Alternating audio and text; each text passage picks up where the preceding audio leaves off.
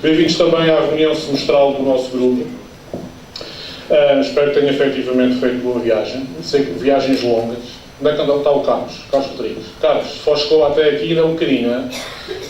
Um bocadão, não é? Mas se fizeste boa viagem, acho que deve ser quem vem muito mais longe. Viu? Da terra das gravuras até Ponte Sor, também. Não só a nível interno, como também da própria Remax. Vamos ter cá o nosso departamento jurídico, ver se finalmente o nosso grupo fica com um advogado que nos representa à altura. Vamos ouvir falar aqui da parte da tarde de escaladas. Okay? Vamos ter cá o João Garcia. Trouxeram os livros para autografar ou não? E depois, no final do dia, vamos reconhecer o nosso mais recente investimento do nosso grupo, aqui o ponto de venda da cidade de Ponte Sor. Ok? Isto vai ser assim um dia, porque, claro, vamos ter uns coffee breaks para fumar uns cigarros e tomar uns cafezinhos e vamos também almoçar, como é evidente, também faz falta, não é? Ok? Então, vamos começar. Nós já estamos habituados a este slide sempre que nos acompanha no início da reunião, a gritar um por todos e todos por um. Ok? Vamos experimentar? Remax Salvi! Remax Altitude! Remax Dinâmica! E Remax Porto Alegre! O grito de Porto Alegre foi maior, eu não sei o que. Bom dia a todos. Espero que tenham feito boa viagem. Vamos passar aqui um dia divertido, com formação, reconhecimento e no final do dia acho que vamos todos voltar a casa mais preenchidos. Entre 81 e 83, lecionou português e inglês na Escola Preparatória de Vila Franca das Naves. Entre 83 e 85, serviço militar em Mafra, curso de oficiais e foi instrutor de recrutas nos Açores e em Viseu. Entre 86, 87 e 88, voltou a lecionar na Escola Preparatória de Vila Franca das Naves. Nesse tempo também era proprietário de 3 sapatarias na Guarda, Vila Franca das Naves e Pinhel. Entre 95 e 2002, deixou de lecionar e manteve-se só com uma sapataria na Guarda. De 2003 a 2005, iniciou a atividade de angariador imobiliário na Remax Interior, na Guarda. Entre 2005 e 2006, esteve na Remax Covilhã. De 2006 a 2007, voltou a prestar serviço na Remax Interior. De 2007 até ao presente, angariador imobiliário na Remax Altitude, onde é muito feliz. Natural e residente em Alverca da Beira, nascido 22 de 6 de 1960, uma salva de palmas para António Matias de Almeida.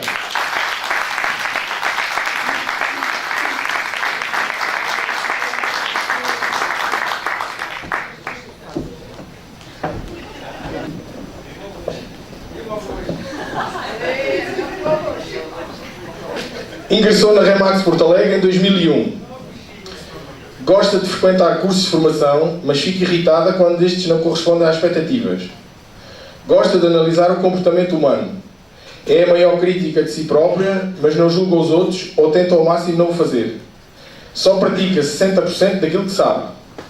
Não é o dinheiro o seu principal motor, mas sim o segundo motor. Gosta de se levantar cedo, mas não gosta de trabalhar de noite. Não é arrumada, mas é mais ou menos organizada. Gostaria de ser muito mais organizada. Tem a sorte de ajudar pessoas a comprar e a vender as suas propriedades e em troca ganha euros. 2011 queria mudar algo na sua vida. Resolveu ir para a Remax Latina Lisboa, mudou depois para a Remax Central. Regressou em 2013, novamente para a Remax Porto Alegre. Ganhou vários prémios. 3 prémios Presidente, 3 prémios Estrela, 2 prémios Executivo. De quem é que estou a falar?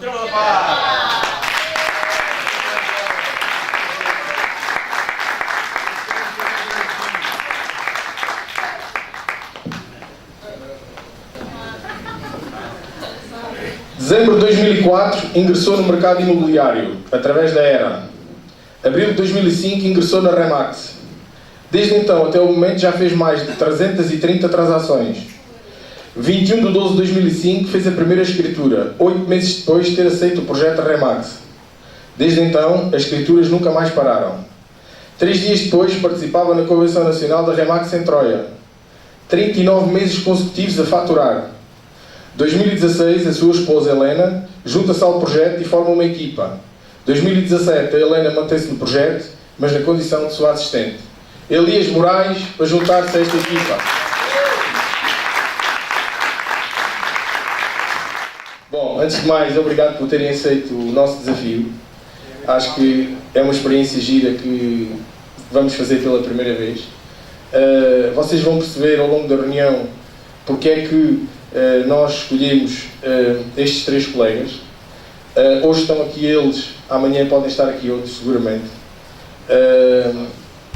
Mas acho que tudo aquilo que eles nos vão dizer ao longo desta hora e meia, acho que vai contribuir para cada um de vocês corrigir e até aplicar coisas que possam estar esquecidas. António Matias. Está aí o micro. Vocês partilham esse entre os dois e o Elias controla este. Em 2004, o volume de negócios alcançado permitiu uma faturação próxima dos 70 mil euros. Nesse ano, conseguiste, com essa faturação, fazer parte do Clube VIP Nacional, 25 melhores agentes da rede. Atualmente, o Clube VIP Nacional é composto por consultores com valores de faturação muito superiores. O que é que achas que, ao longo destes anos, originou esta evolução de faturação dos agentes que hoje, com 70 mil euros, é impossível estar no Clube VIP? A própria evolução da marca, digamos assim, a implantação da marca em Portugal. Nós estamos numa cidade como a Guarda, onde a Remax era praticamente desconhecida, se já era desconhecida da maior parte dos portugueses até, não era só da Guarda. E claro que hoje a exigência é muito maior, é a experiência profissional, é a marca que tem mais reconhecimento, está mais bem implantada, é natural que a exigência da marca também exija mais dos comerciais. Se faturar 80 mil euros em 2004 e faturar 80 mil euros em 2017, não é exatamente a mesma coisa. Portanto, é perfeitamente natural essa evolução, a meu ver. Concordas que os níveis de formação que neste momento os consultores têm e que adquiriram desde 2004 até este momento também é um fator que contribui bastante para que as performances e os resultados sejam também os que são? Claro que a formação é importante, se bem que, perdoem os atuais formadores, eu penso que a formação, na altura,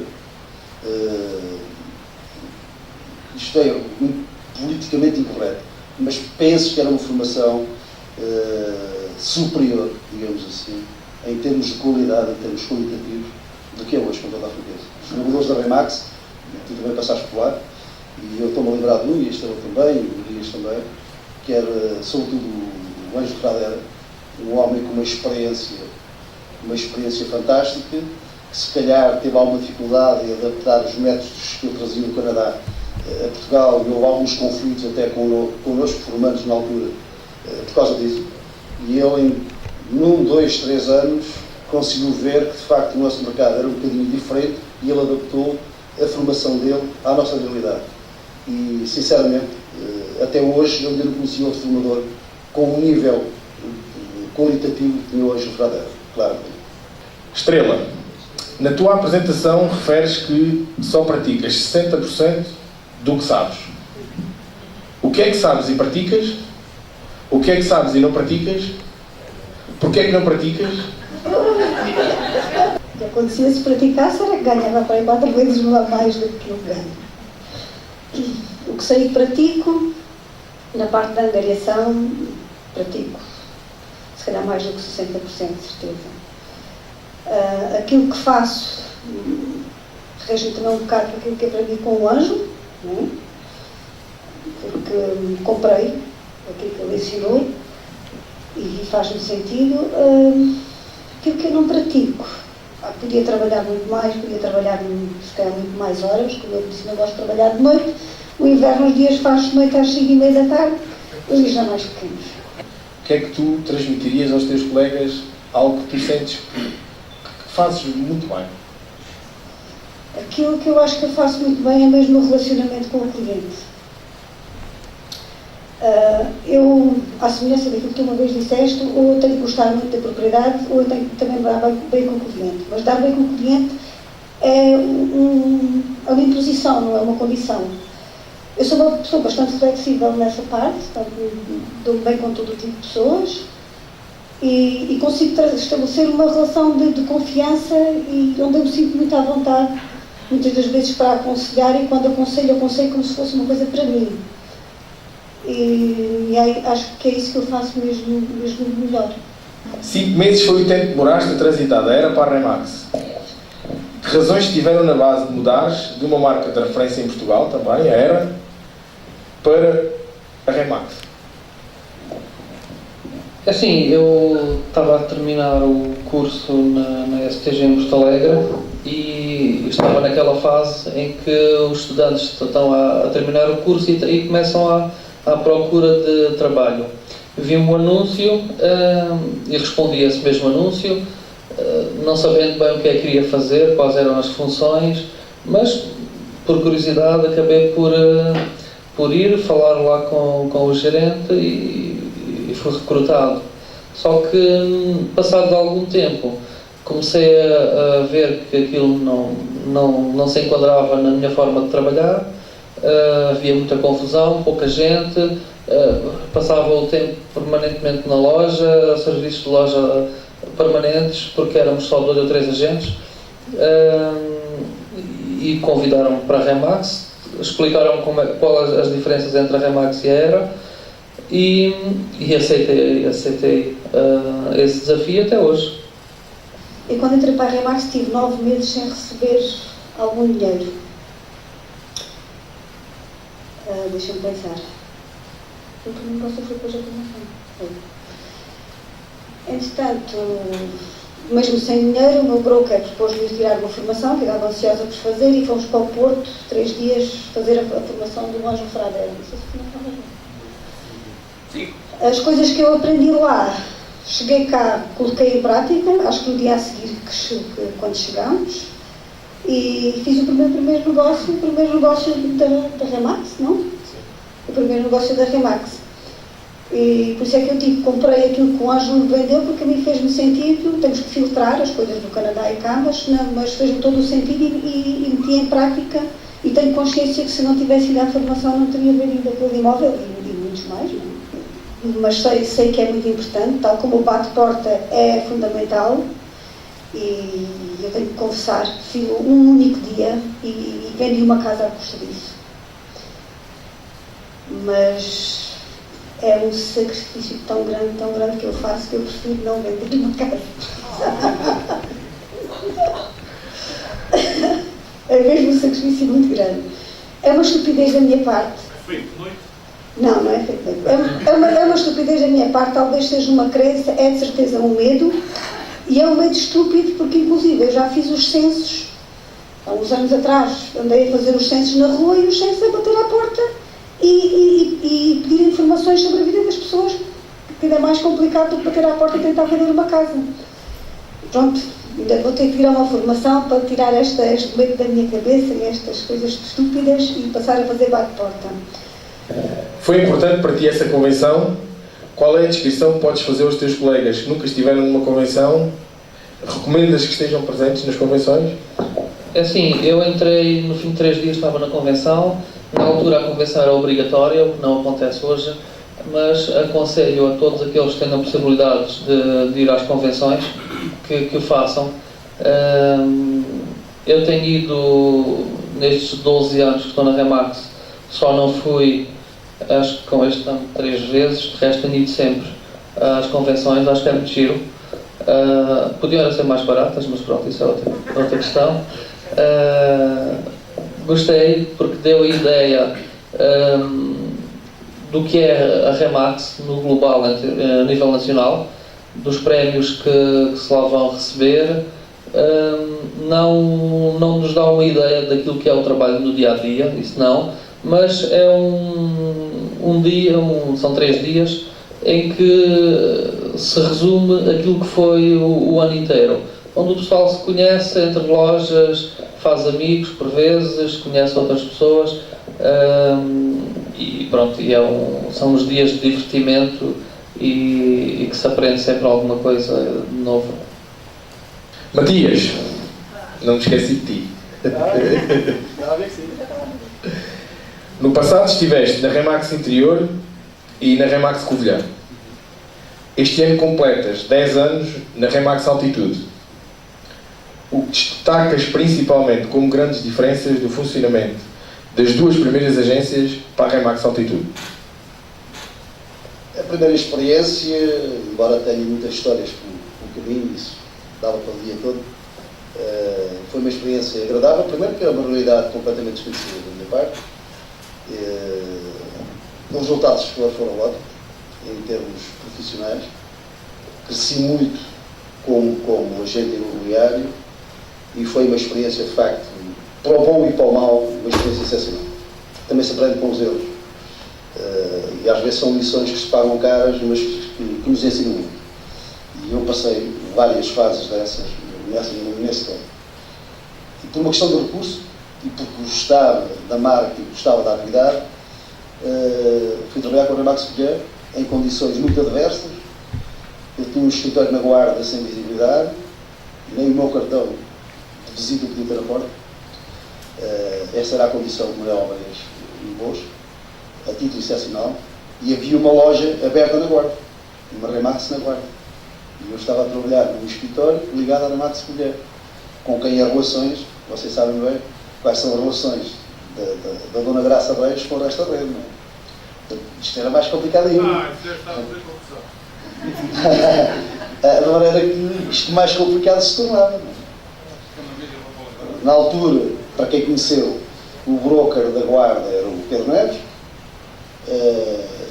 que tinha um ódio terrível, as relações com a Graça Reis, que é pior, o cão e o gato, mas aqueles cães e gatos muito inimigos. Como o João Gai.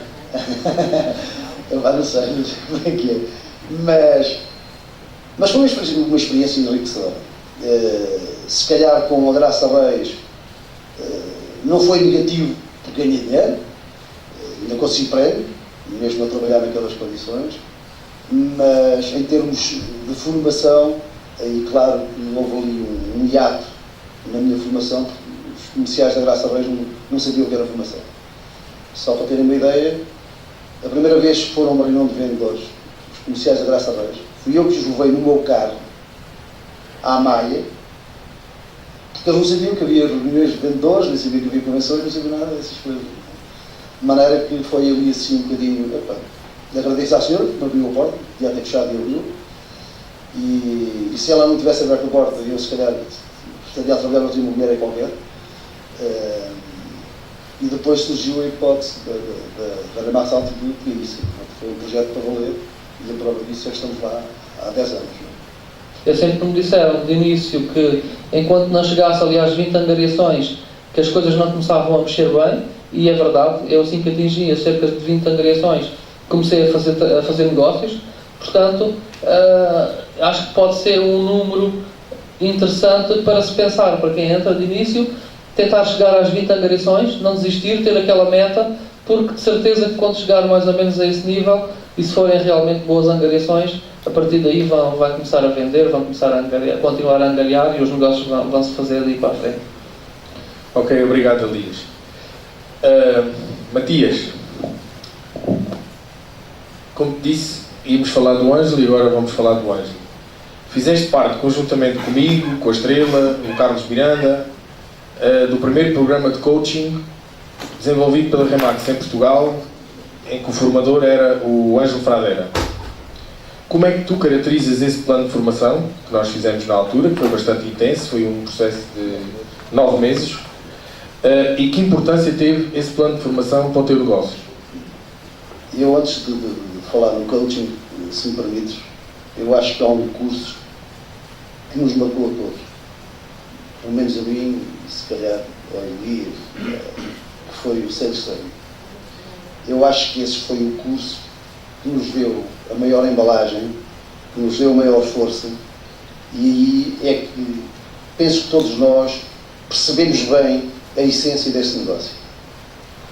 Eu fiz vários cursos, nomeadamente de coaching, como se sabe, mas primeiro porque é naquela fase em que nós estamos a precisar mais de formação, né? Que é praticamente a formação inicial. A formação inicial antigamente dava-se pouca importância e era o coaching, aquilo era uma bomba. O Sales Training, nisso o Sales Training E aquilo era uma bomba que acontecia nas nossas vidas. Nós no dia seguinte éramos pessoas diferentes. E aí foi de facto o grande arranque. O coaching ensinou-nos muita coisa. Sobretudo, ser mais organizados do que éramos. Porque nós tínhamos de dar seguimento naqueles 3 meses, enquanto a gente ia ao estúdio, não ia dar seguimento aos clientes, acompanhar os clientes. E isso ensinou-nos nesse aspecto. Agora, de facto, o grande curso para mim, até hoje, foi de facto, o sales training, embora o coaching, até porque era para comerciais selecionados, era mais ou menos assim que aquilo funcionava, que era bem caro, como dizem no dia, foi bem caro, bem nos custou a pagar, mas ajudou-nos nesse aspecto, em termos organizacionais, porque nós tínhamos de fazer seguimento aos clientes, acompanhamento de clientes, etc. E depois é um hábito que se vai criando, e esse coaching, nesse aspecto, teve uma força muito, muito grande. Ok, obrigado, Matias. Elias, até o momento já fizeste mais ou menos, isto contigo os números é sempre muito complicado, meio número a mais, meio número a menos, tu rapidamente corriges. Epá, se me tens dito, eu tinha trazido o computador Eu já pus aqui mais ou menos, que é para ter uma margem de erro. e tinha lá os valores corretos. Sabe? Até o momento já fizeste mais ou menos 330 transações. Eu acho que já passa das 340. Pô, isto também depende até que data tu contabilizaste e a hora. Estás há 39 meses consecutivos sempre a faturar. Qual é o segredo para alcançar estes resultados? Que ações tu consideras importantes no teu dia-a-dia que contribuem para estas performances? Assim, eu não considero que haja um segredo. A questão aqui principal é cada passo que nós darmos, neste caso, no meu caso, cada passo que eu dou tem que ser feito com a mesma persistência, o mesmo entusiasmo que o passo anterior, e o passo seguinte vai ser feito da mesma forma. Porque se nós formos numa corrida em que nos primeiros quilómetros vamos com uma velocidade muito superior, porque ainda não estamos cansados, e depois ao longo dessa corrida o cansaço vai se apoderando de nós e a velocidade vai ser inferior, é claro que vamos ter resultados diferentes no início e resultados diferentes no meio e no fim. O meu objetivo nunca será uma corrida de 100 metros, nunca será uma corrida de velocidade, mas uma corrida de resistência. Portanto, se eu faço todos os passos são feitos da mesma forma, isto podemos pensar logo à partida que no fim vamos ter uma consistência nos resultados. Lá está, 39 meses consecutivos sempre a faturar qualquer coisa, nem que seja um arrendamento um mês, mas são 39 meses consecutivos sempre a fazer qualquer coisa. Isso não é fácil. Por vezes podemos ter um mês muito bom, podemos ter a seguir um mês que por coincidência não se fez nada, mas é fruto realmente do trabalho constante. Mas um trabalho mais lento, eu por vezes tenho alguma dificuldade em adaptar-me, mas quando me adapto, aí tem que ser sempre dos melhores. Não quero ser o melhor, porque eu acho que o melhor por vezes é uma questão pontual, mas ser o segundo por vezes constantemente, e eu tenho essa prova no ranking da loja, já fui várias vezes segundo lugar, mas em primeiro nunca fiquei, e provavelmente será muito difícil ficar, porque há sempre alguém que se vai destacar um ano, depois não se destaca no outro, já tivemos vários casos desses, mas depois aparece outro colega no outro ano a seguir, mas eu vou me mantendo sempre ali, logo atrás. É fruto dessa consistência, dessa persistência, e um trabalho um bocadinho mais lento, mas constante, sempre certinho e organizado. Portanto, és um atleta de maratonas. Talvez. Aquilo que tu acabaste de partilhar é muito interessante, ao longo destes anos todos, manter-te sempre nos primeiros lugares a nível de resultados, e há uma razão que explica isso, que é a organização que tu tens no seguimento aos clientes. como é que tu geres essa tua organização, como é que tu fazes o seguimento aos teus clientes? Isto é uma questão genética, porque já o meu avô paterno, quando faleceu, fomos encontrar várias agendas, estamos a falar de 40 anos, em que o meu avô registava tudo numa agenda, em papel, não existia computadores, tudo aquilo que fazia, tudo aquilo que recebia, tudo aquilo que pagava, tudo aquilo que semeava e tudo aquilo que colhia. Portanto, eu faço o mesmo, isto é uma questão genética, eu faço o mesmo. E dessa necessidade que eu tenho de controlar tudo aquilo que faço, de ter à mão toda a informação que preciso para controlar as minhas ações, eu senti a necessidade de criar uma base de dados que utilizo hoje, onde tem tudo registado. Por isso, se eu não tivesse dito que para trazer o computador, eu sabia agora exatamente quais todos os números do meu negócio.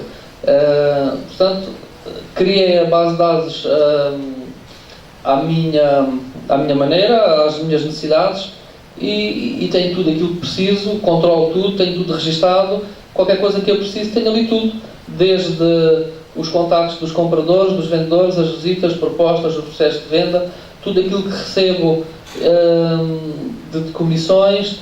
Tenho os últimos artigos antes de 7 de agosto de 51 para poder ver em cada freguesia se é necessário ou não a licença de utilização, se está isentos os imóveis. Portanto, eu tenho isso tudo. Tenho ficheiros que tenho anexados para poder fazer algo, cartas, por exemplo, para poder ter uma rapidez a executar todas aquelas funções, aquelas coisas que nós fazemos diariamente. E isso tudo me vai ajudando. Tive vários anos a construir essa base de dados, mas hoje poupa-me muito trabalho, porque há coisas que estão muito mais facilitadas, e para poder organizar o meu dia-a-dia, para poder focar e noutras coisas que não a parte burocrática.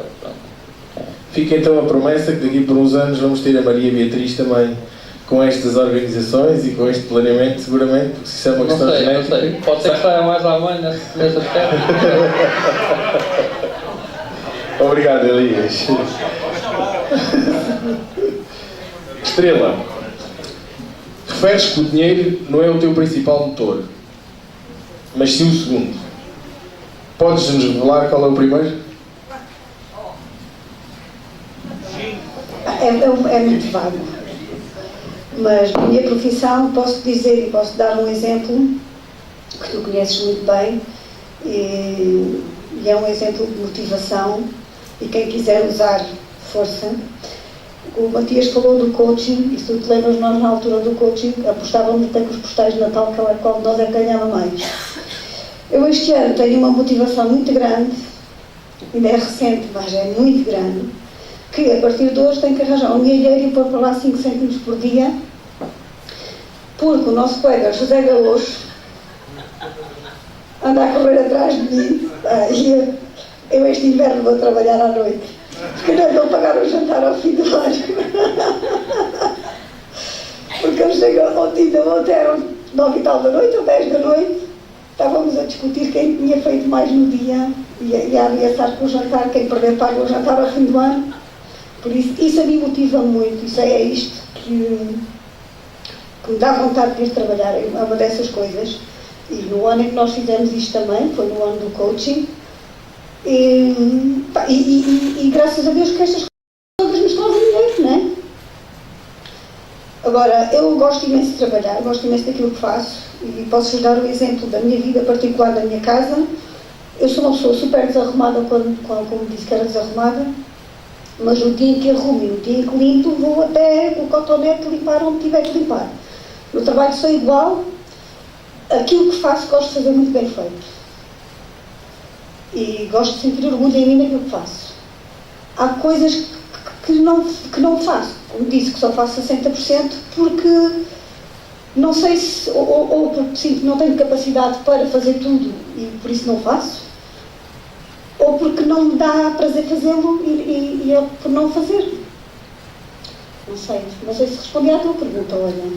Portanto, consideras que o ambiente com os teus colegas, todas as picardias positivas que se criam, são fatores que, esses sim, te movem, são o teu principal motor, que, consequência disso, trazem-te euros, como tu já referiste. Trazem euros. Outro motor que eu tenho é a satisfação dos meus clientes quando cada vez faço um negócio.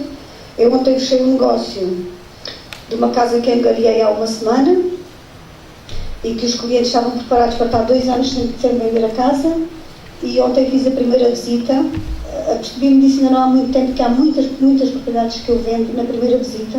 Algumas estão meses sem fazer visita nenhuma e quando faço a primeira venda. E tive uma proposta do valor total, mas condicionado a algumas coisas que estavam na casa, e os meus clientes ficaram 5 minutos a olhar para mim sem dizer nada quando lhes apresentei a proposta, porque não estavam preparados para vender a casa já.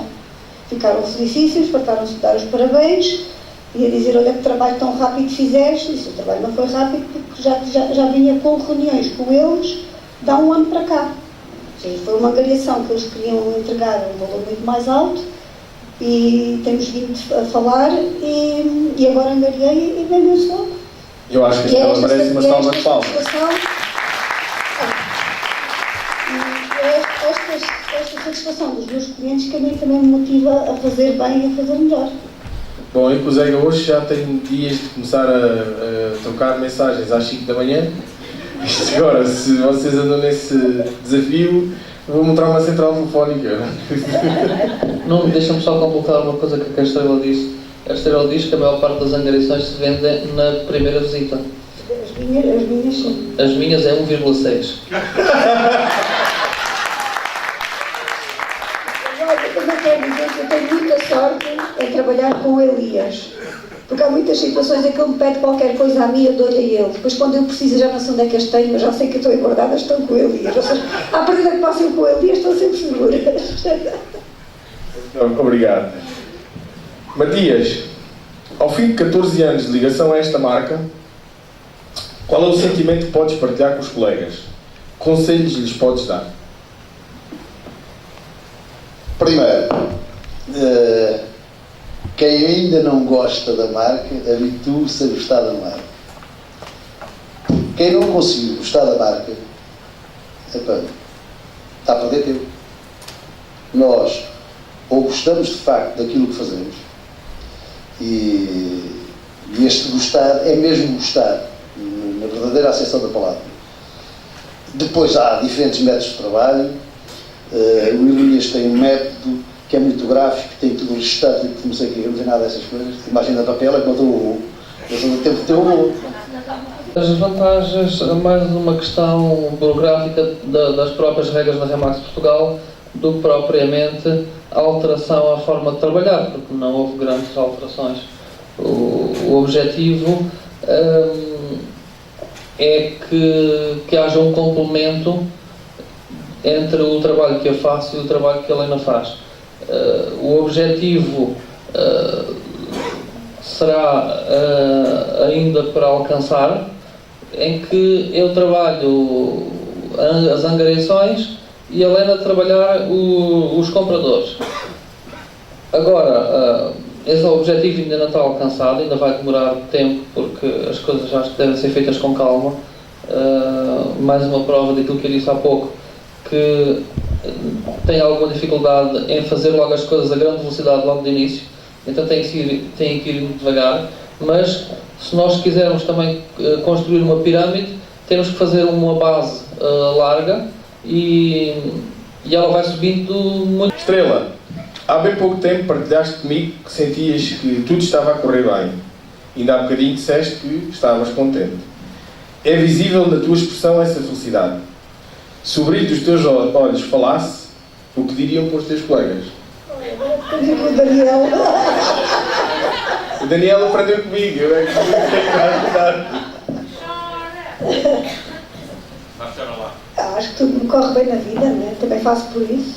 Sou uma pessoa otimista.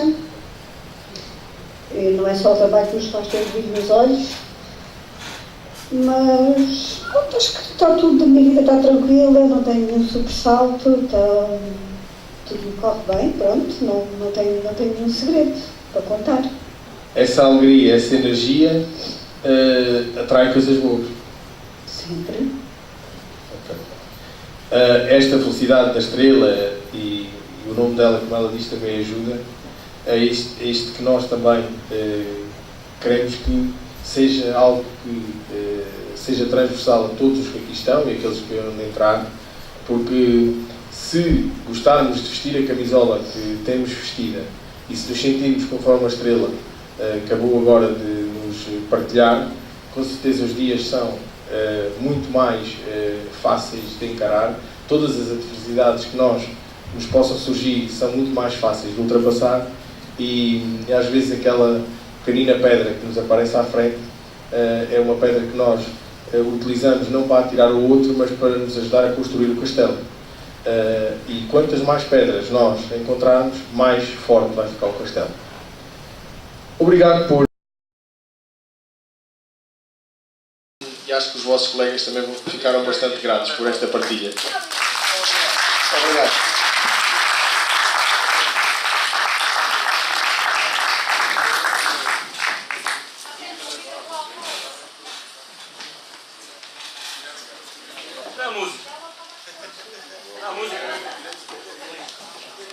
Nós aqui vamos apenas distinguir com um diploma, mas depois da reunião teremos um prémio diferente todos os anos para isto. E também receberem uma salva de palmas de todos. Então, em 10º lugar, temos o Hugo Bedeira, 252.966 euros. Parabéns, Hugo.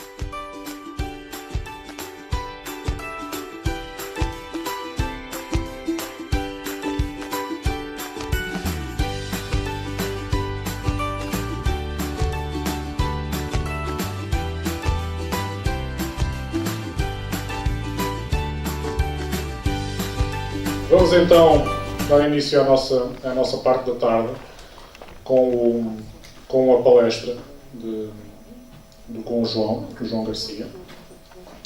E gostava apenas, antes dele nos brindar com tudo aquilo que tem para nos dizer, de fazer aqui uma breve apresentação de João. Eu acho que todos os que estamos aqui conhecem realmente o João. De certeza que não há aqui ninguém que não tenha já ouvido falar do João e não tenha seguido também todos os feitos que ele também, não só como profissional, mas como português, acabou por já nos brindar com tudo aquilo que já conseguiu. O João, à semelhança do que também nós na Remax fazemos, desde muito cedo, também estabeleceu objetivos na vida profissional dele. Objetivos bem altos, não só pelos cumes, mas sobretudo por aquilo que tinha a conquistar. E também desde muito cedo percebeu que para se atingir esses objetivos era preciso escalar muito, não é? Faça a redundância. Muitas vezes escalou para chegar aos objetivos a que se tinha proposto, e também muitos imprevistos lhe aconteceram e muitas vezes também chegou lá a meio, ou às vezes até ao início, e teve que voltar para trás.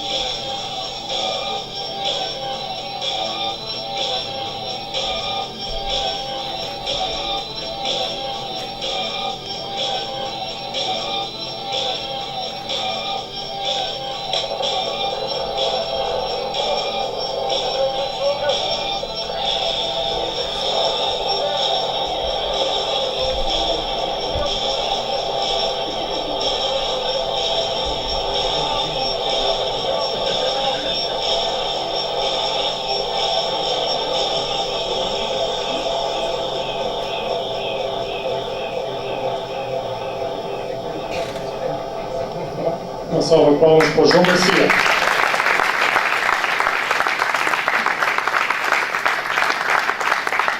Muito obrigado a todos. Eu sou o João Garcia, sou este alpinista que, infelizmente, em Portugal ficou conhecido pelas melhores e pelas piores razões. Eu fiquei conhecido porque, sem dúvida, fui o primeiro português que levou a nossa bandeira mais próximo do céu, que se consegue estar com os pés na terra, mas, infelizmente, sou conhecido porque essa expedição, em 1999, ao Monte Everest, essa expedição não correu bem. O grande risco, e neste caso o grande erro, foi ter levado o meu organismo a uma desidratação extrema e o cansaço e o muito frio e o excesso de tempo que eu permanecia a grande altitude fizeram o resto.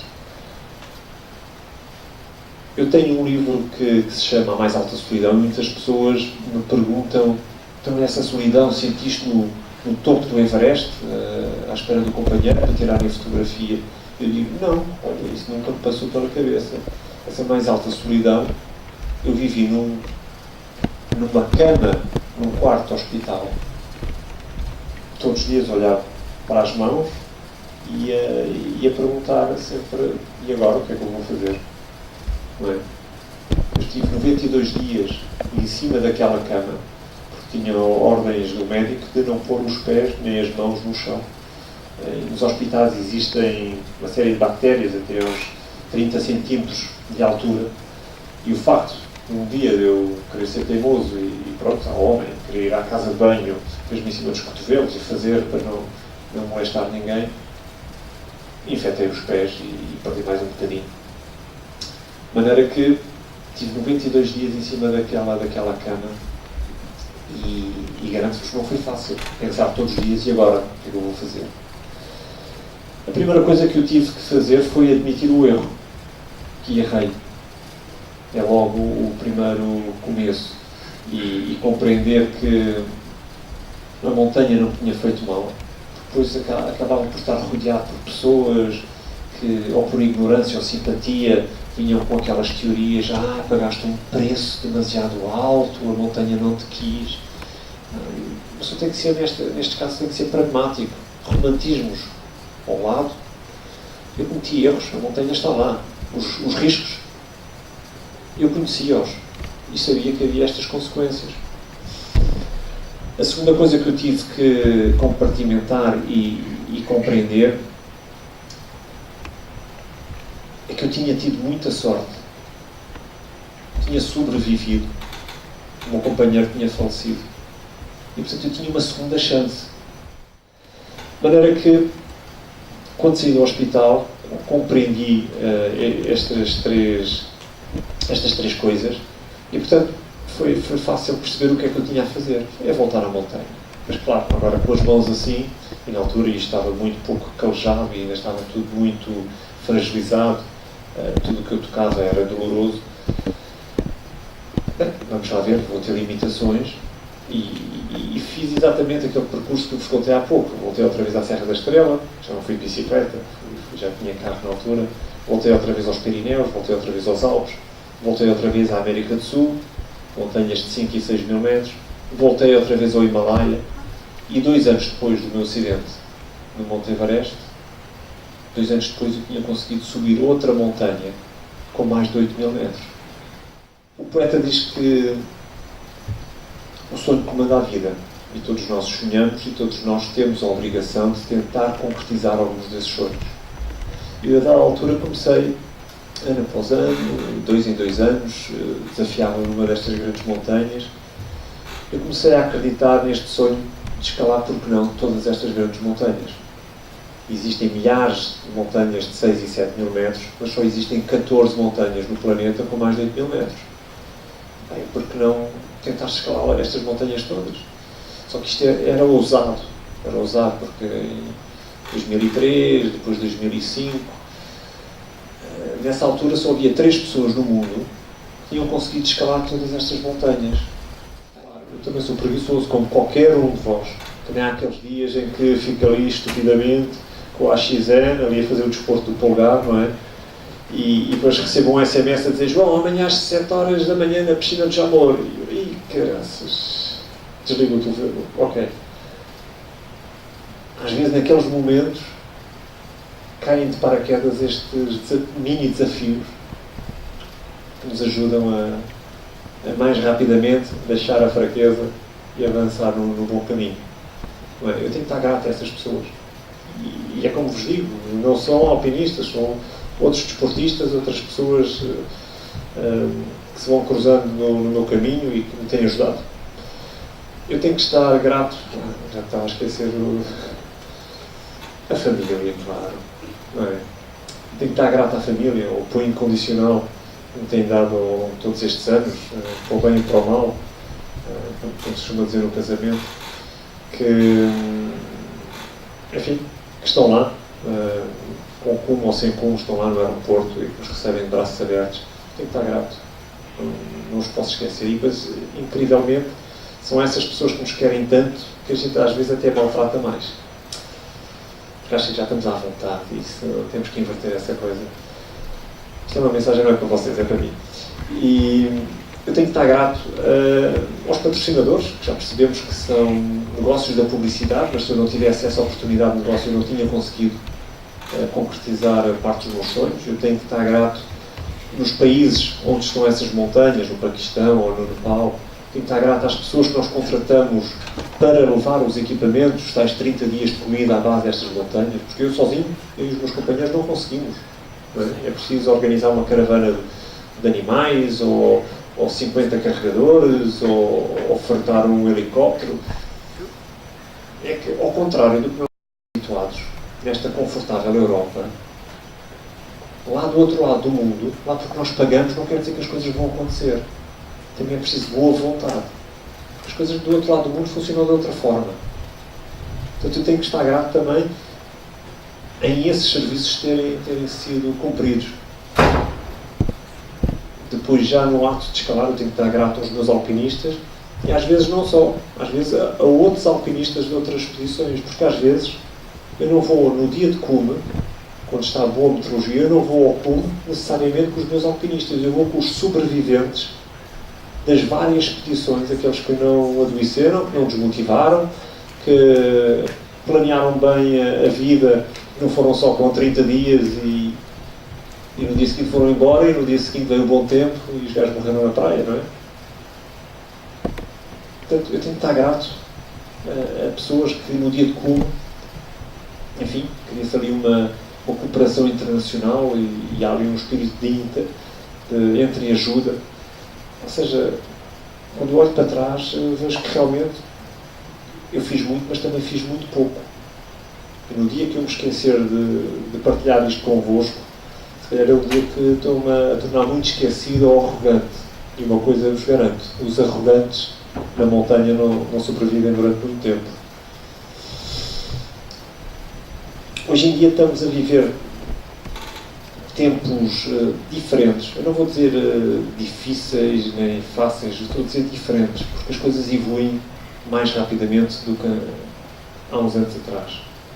E esta evolução mais rápida faz com que a gente se tenha que atualizar. Quem não se atualizar hoje em dia fica para trás, e ninguém quer ficar para trás. E isto acaba por nos obrigar, mais frequentemente, a sermos no nosso canto de conforto.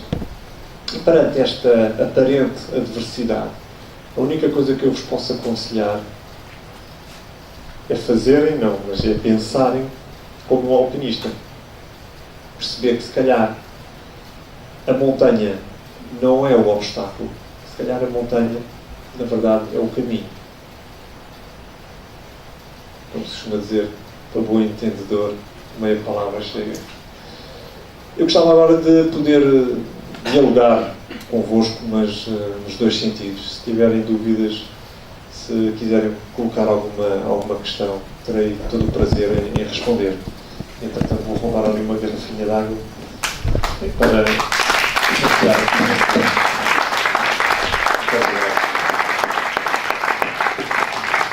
Obrigado, João. Fantástico. Obrigado. Então, perguntas ao João. Quem é que quer perguntar alguma coisa? Ô João, quero fazer duas perguntas. A primeira pergunta tem a ver com a ansiedade. A ansiedade é algo que os consultores manifestam quando estão prestes a fazer uma angariação, quando estão prestes a fazer uma transação, e a ansiedade é algo que é difícil de gerir. Mesmo no desporto de alta competição, quem melhor gera a ansiedade, melhor atinge os seus resultados. O Quaresma, quando foi bater o penalti, falhou contra o Chile, falhou. Voltou para casa, o avião não caiu. Uma final de um campeonato do mundo, se alguém falhar um penalti, falhou. O povo fica triste, mas a vida continua. No caso do João, acredito que existam momentos que passou nas escaladas que os momentos de ansiedade estiveram associados a momentos em que a vida ou continuava ou podia não continuar. Como é que gera esses momentos de ansiedade, nesses momentos em que o risco da sua vida continuar está posto em causa? Homem, isso é muito complexo e é uma pergunta muito complexa e difícil de responder. Eu acho que estás a referir realmente às consequências deste desporto, portanto, este ser classificado como o verdadeiro desporto de aventura. E vou tentar enquadrar um pouco mais. Havia um senhor já depois da Segunda Guerra Mundial, um senhor chamado Ernest Shackleton, que depois da Segunda Guerra Mundial, numa altura em que a sociedade chorava e adorava heróis mortos, ele foi numa expedição científica com um barco de madeira tentar fazer uma invernagem na Antártida, levou o barco, levou uma tripulação, claro, o gelo deu cabo do barco todo, os gajos tiveram que se pisgar dali nos baleeiros, tiveram que matar os cães para comer, e enfim, safaram-se todos, ninguém morreu. E desta experiência ele escreveu um livro, e há lá uma frase muito interessante que diz que o verdadeiro desporto de aventura pressupõe que existe risco de vida. E esse só pode ser vivido nas mais altas montanhas do mundo, nos grandes oceanos, nos grandes desertos ou nas grandes regiões polares. E que às vezes o aventureiro safa-se por um fio e depois emerge-se uma pessoa melhor. É que este termo desporto de aventura cada vez mais se usa e abusa, não é? Faz-se um rally paper, faz-se uma corridinha, que foi uma grande aventura, não é? Mas vamos lá ver, até o famoso rally Paris-Dakar foi anulado por falta de condições de segurança. Então onde é que está a aventura? Mas isto não está a responder a tua pergunta. Eu sempre cresci, e a minha família me acompanhou, neste caso os meus pais, nesta evolução lenta, gradual, de que ao princípio era apanhar o autocarro da rodoviária nacional, ir à Serra da Estrela e voltar segunda-feira a aulas. Depois passou a ser uma semana, depois passaram a ser 2 semanas, depois passaram a ser 4 semanas, depois passaram a ser 6 semanas. E a família foi-se habituando, eu também me fui habituando. Da mesma forma que também o risco a escalar, se calhar ao princípio com os escoteiros era visto só todo arranhado, com os cotovelos e com os joelhos, todos esfolados. Depois quando começou a escalada mais no plano vertical, se houvesse uma queda, se calhar podia torcer ou partir um pé. Se ficasse com um dedo dentro de uma fissura e caísse, podia partir um dedo. Mas depois no alpinismo já começou a haver mais risco. Se caísse uma pedra, se calhar limpavam no sarampo. E no Himalaia, uma série de coisas que nós não controlamos, como as avalanches, como os tais desprendimentos. Portanto, tanto a família como eu fomos habituando a lidar com estas possíveis consequências. Não é? E depois aqui entra também uma ferramenta muito útil, que é o medo. E graças às vezes classificam-nos, vocês são destemidos, vocês têm muita coragem. Eu não tens medo? Eu digo, claro que tenho medo. Aliás, eu na montanha, de todos vós, eu na montanha sou capaz de ser a pessoa, não vou dizer que tem mais medo, mas que tem mais respeito à montanha, porque eu tenho conhecimento de causa e experiência de que em certos sítios e em certos momentos o quanto a montanha pode ser perigosa. Portanto, é graças a esse medo que eu consigo calibrar o bom senso e tomar as boas decisões. Não é? Portanto, há momentos na minha vida em que eu sofri alguma ansiedade, mas de tudo isso acabamos por treinar para controlar essa ansiedade e não nos precipitarmos às vezes em decisões precipitadas. Isto tudo não está a falar da falta de paixão. A paixão sempre está lá. E garanto que gosto desta atividade já há mais de 30 anos e cada vez gosto mais. E olho para a frente e quero fazer mais e melhor.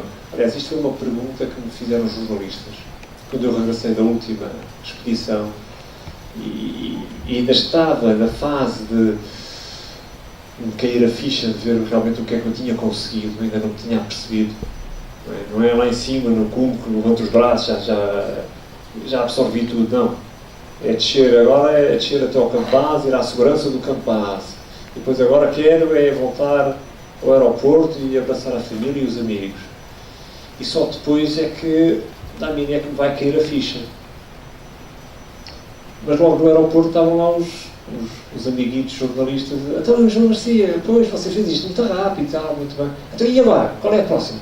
Ups, próxima. Ainda estou aqui a apreciar, ainda estou aqui a saborear o momento, já estás a falar da próxima. E saí com uma resposta que acho que ainda neste momento eu partilho, que é agora é fazer mais e melhor. Eles, mais e melhor? Então, mas fez as torres mais altas do mundo, agora vai para onde? Vai para Marte? Não. Não no plano de quantidade, mas de qualidade.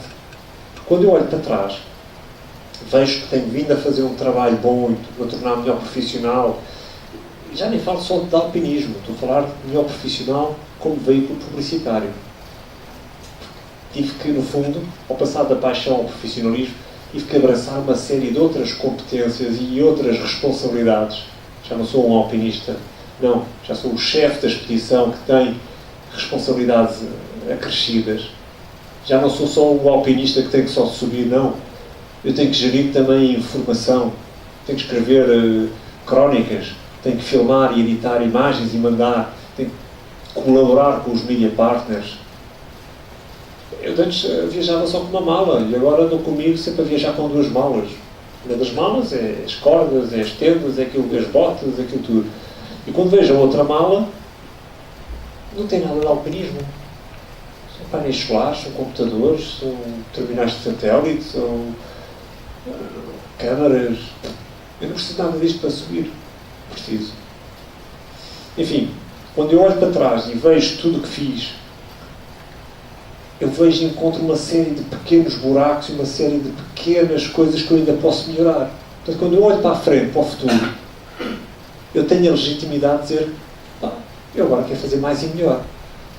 Ou seja, não é no plano de quantidade fazer as mais altas, mas é subir vias, se calhar mais empinadas, aquilo que a gente chama escaladas mais técnicas. Claro que isto é dificílimo explicar à sociedade, não é? Mas pronto, eu tenho que ser exigente comigo próprio e querer fazer mais e melhor. Neste momento, se me perguntarem o que é que eu ando a fazer, os meus projetos já são projetos que felizmente já nem dependem de patrocinadores, porque estas montanhas com mais de 8 mil metros têm sempre parâmetros de 6, 12 mil dólares. O Everest, que é o mais caro de todos, são 50 mil dólares o papel, depois mais uma série de custos acrescidos. Neste momento eu escalo montanhas em que a 2 pessoas, um parâmetro de 500 dólares, podemos suportá-lo.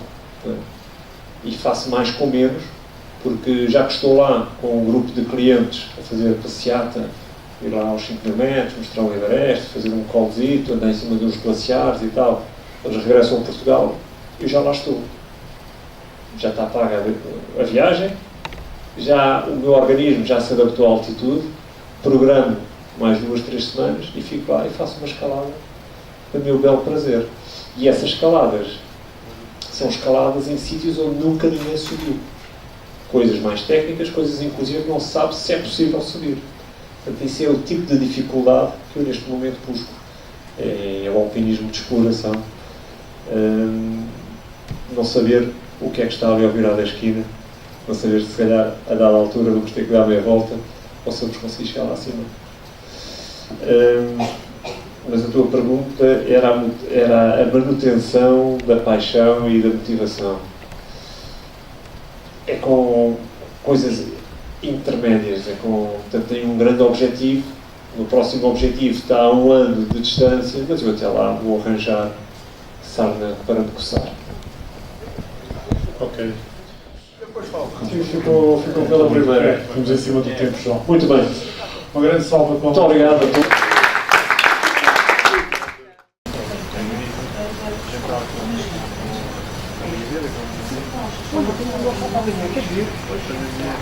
Seguida amanhã. Agora, temos hotel e temos um dorsal, não sei quantos não vai, e está lesionado, e sem preparação.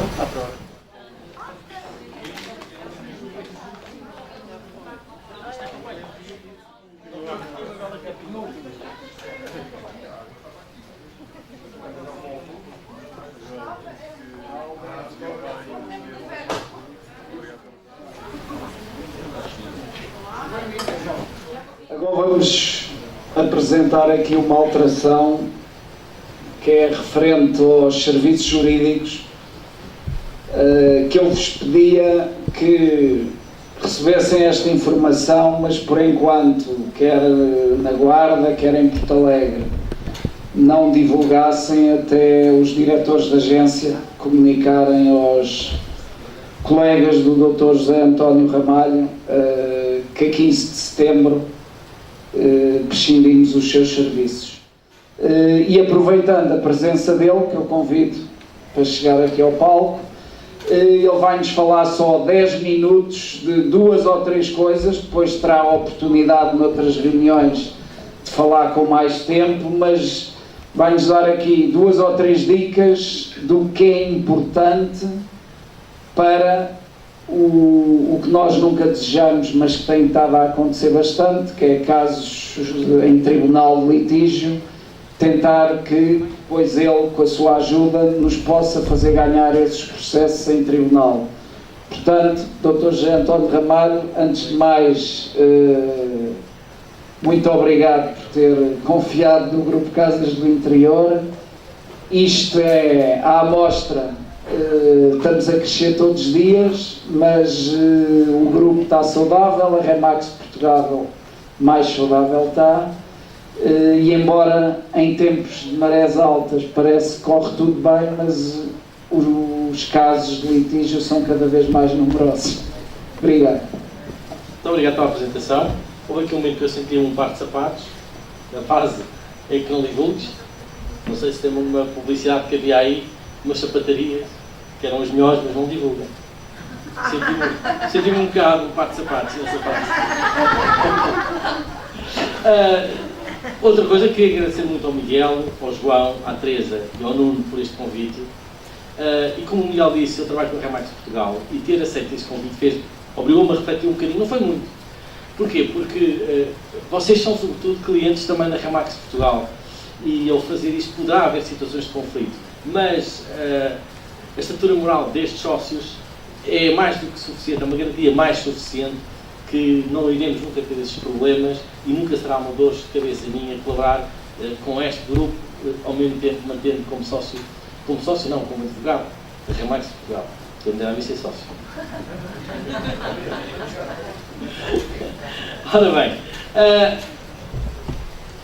eu vinha sobretudo preparado para explicar como é que seria a minha disponibilidade para trabalhar, mas o Miguel já pediu para não avançar muito sobre essa situação, porque as próprias lojas ainda estão a pensar se centralizam numa coordenadora, se dão total abertura para entrarem logo diretamente em contato comigo.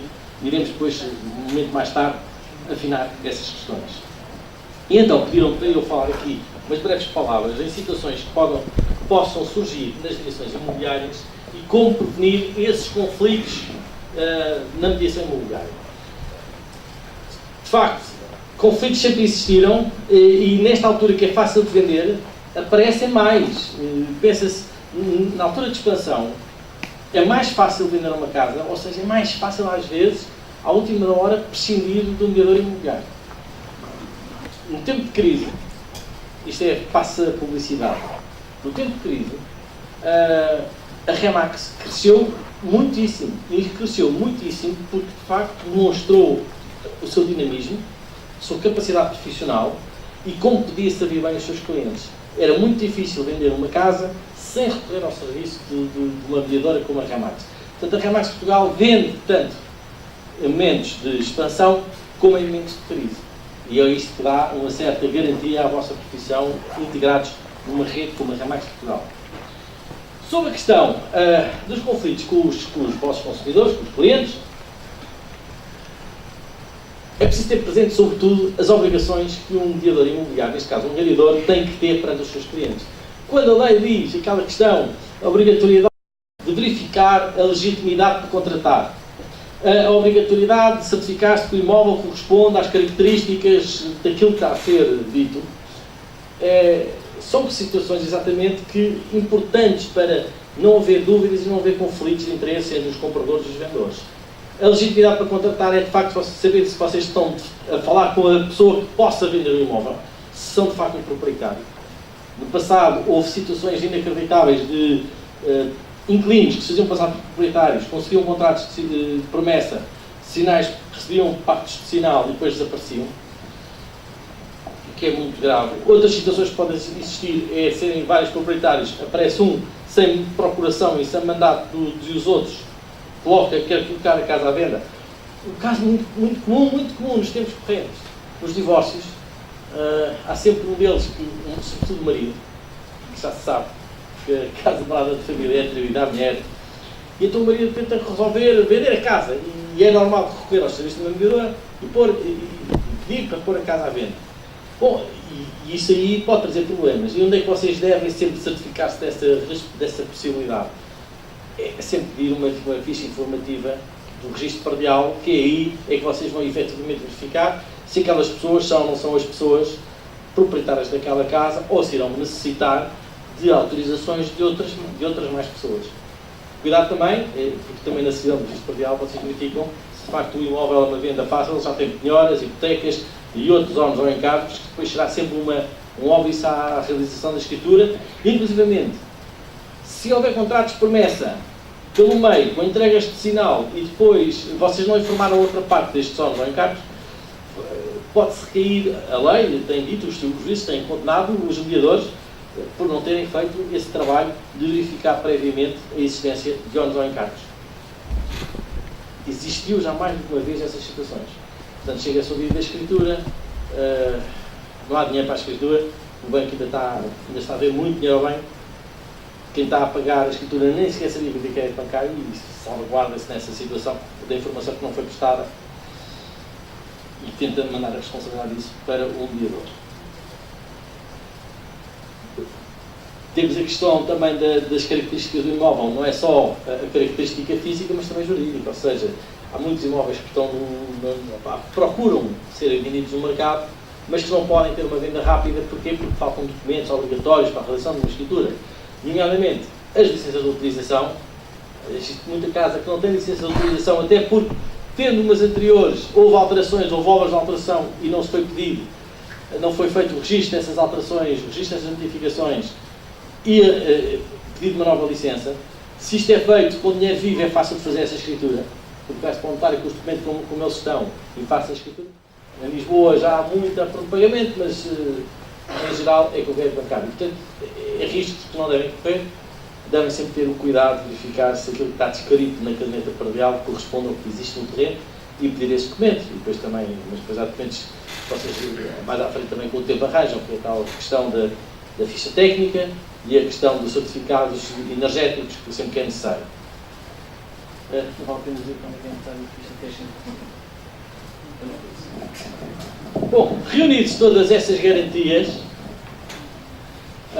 de que está tudo como deve ser, já podem começar a transacionar o imóvel, a colocar o imóvel no mercado e pô-lo à venda.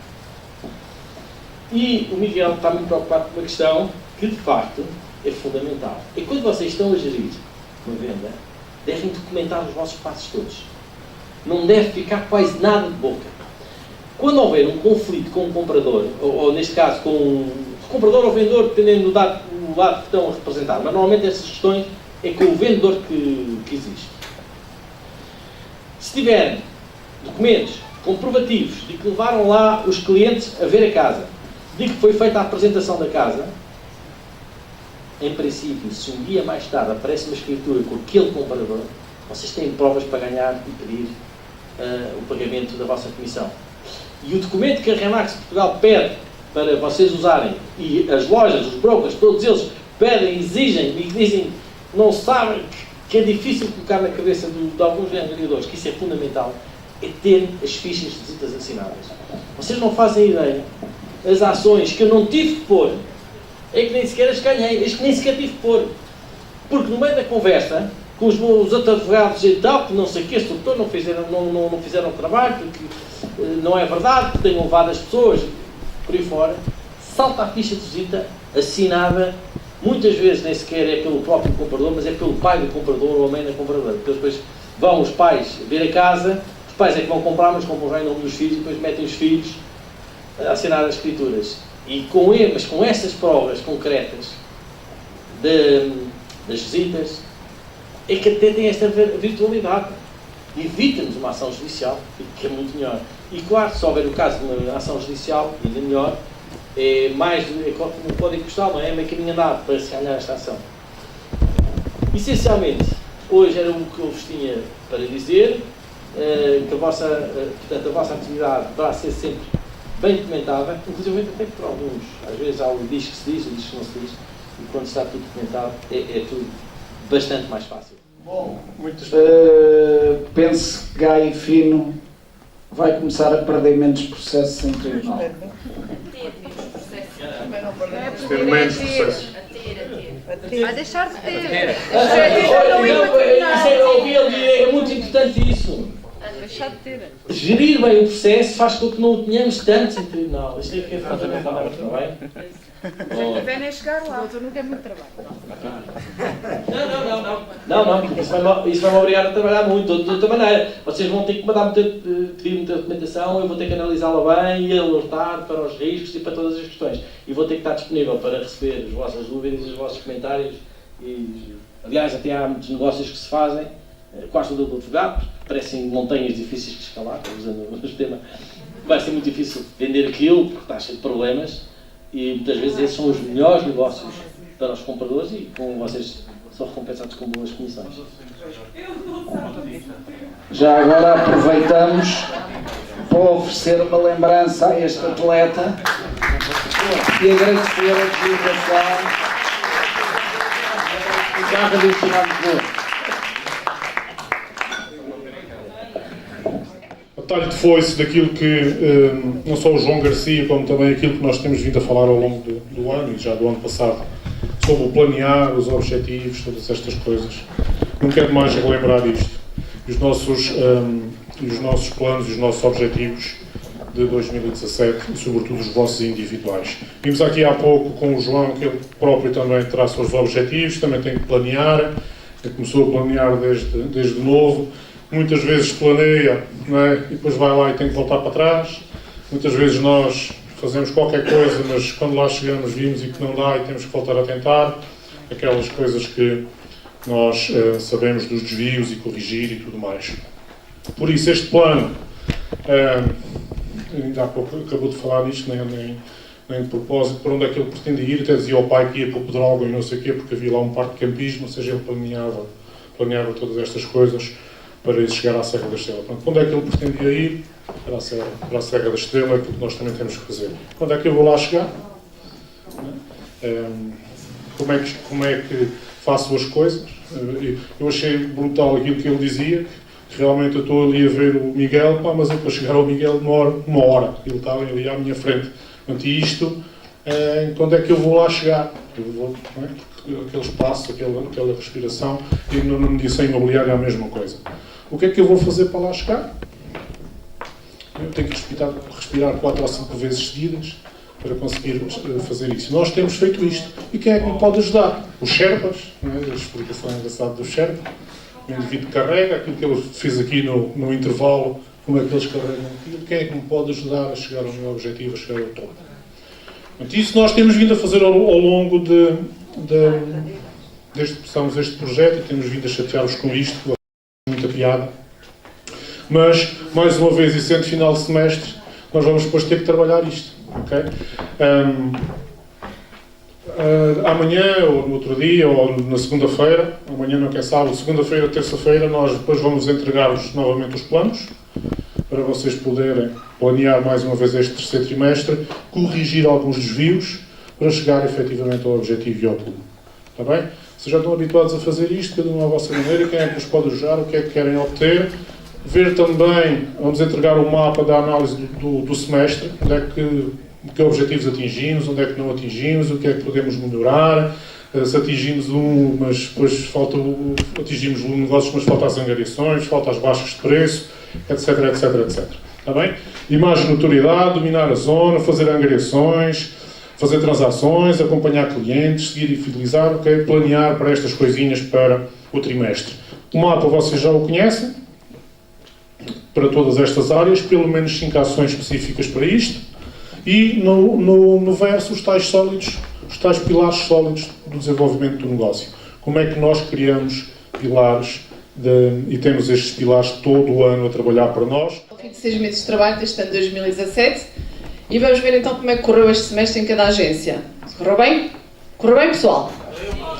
Eu quase que arriscava a dizer que foi o melhor semestre em todas as agências. Não? Foi, boa! Ora, então vamos começar pela Remax Albi. Albi, preparados? E então vamos aqui ao top 3, ao pódio das angariações da Albi. Está bem? Parabéns!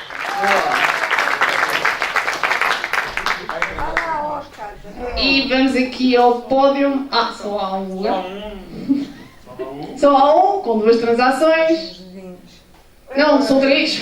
São 3 com 2 transações cada um. O Alexandre, a Catarina, o Oscar e o Tiago. Boa. Objetivo 80.209 e concretizaram 22.090. Boa.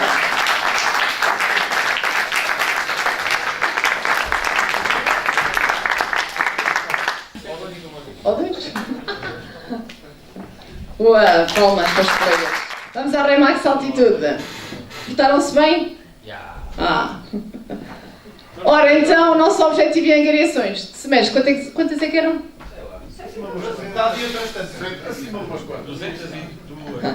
Não fizeram o trabalho de casa. Objetivo, 185 angariações. Quantas conseguimos? 204!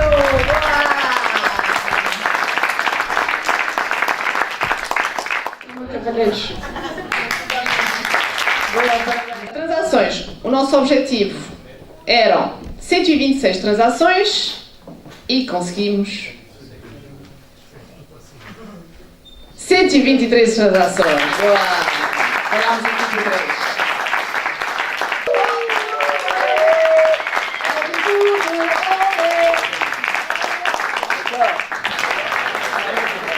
E em primeiro lugar, com 64.804, José Neto. Agora é o segundo. Agora sim. Mais nada. Por fim, Remax Porto Alegre. Fraquinhos. Ora então, qual era o vosso objetivo de angariações? Alguém sabe? 200? 320 angariações era o vosso objetivo. Conseguiram? 318. 250! Boa! Parabéns! Ora, vamos ao nosso pódio. Terceiro lugar, com 21 angariação, Elias!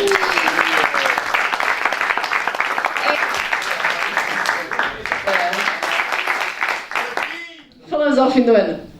Ora, terceiro lugar, com 16 transações, Estrela da Paz!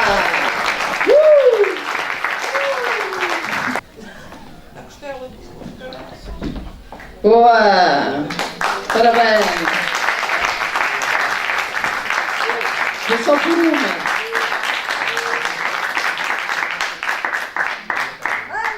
Conseguiram 392.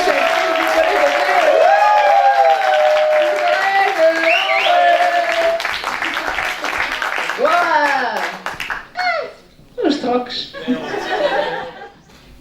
Bem. Mirandito, não é? Boa!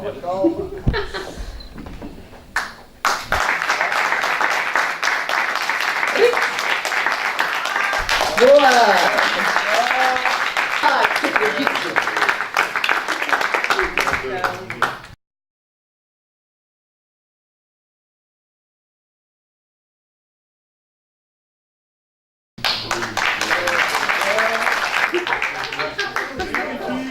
Conseguimos 682, 838! São umas máquinas! Olê! Grupo Casas do Interior, olê! Um sorriso, banana! Bem, se calhar podíamos dizer aqui qualquer coisa como é que eles conseguiram estes números. Em 3 ou 4 3 ou 4 palavras, acho que eles vão nos querer dizer 2 ou 3 coisas. Não é, Zé? Só um bocadinho. O que é que eu ia dizer? Olha, digo que levanto-me muito cedo, termino o dia muito tarde, fazer seguimento, de facto, a clientes compradores, referências de clientes que já tenho e que me passam outras referências para outros negócios. É basicamente isto, honestidade, muito trabalho e não ter tempo disponível, estarmos sempre disponíveis para poder ajudar os clientes é fundamental. Para o sucesso é o que eu posso dizer. Elias? É fácil, e acho que todos sabemos, executar todos os pequenos, as pequenas ações de forma disciplinada, diariamente. É isso, é assim, é só isso. Quem é que sabe isso sem pausas? Eu normalmente sei isso sempre. Fórmula do sucesso. Não é? Eu quero é ver sucesso. É melhor de sucesso. São pequenas ações simples, repetidas diariamente, de forma disciplinada. E que nós, na altura, acrescentámos que eu sei quais são e como se fazem, evidentemente. Ok? Hugo, primeiro do semestre. É o que eu tenho dito sempre. Isto é simples, não é fácil. Hoje aprendi uma nova castrela, a ser mais que fazer é igual a ter. Só isto, barato. Muito obrigado. Parabéns então a vocês pelos excelentes resultados e pelo trabalho que têm vindo a desenvolver. E parabéns também a toda a equipe.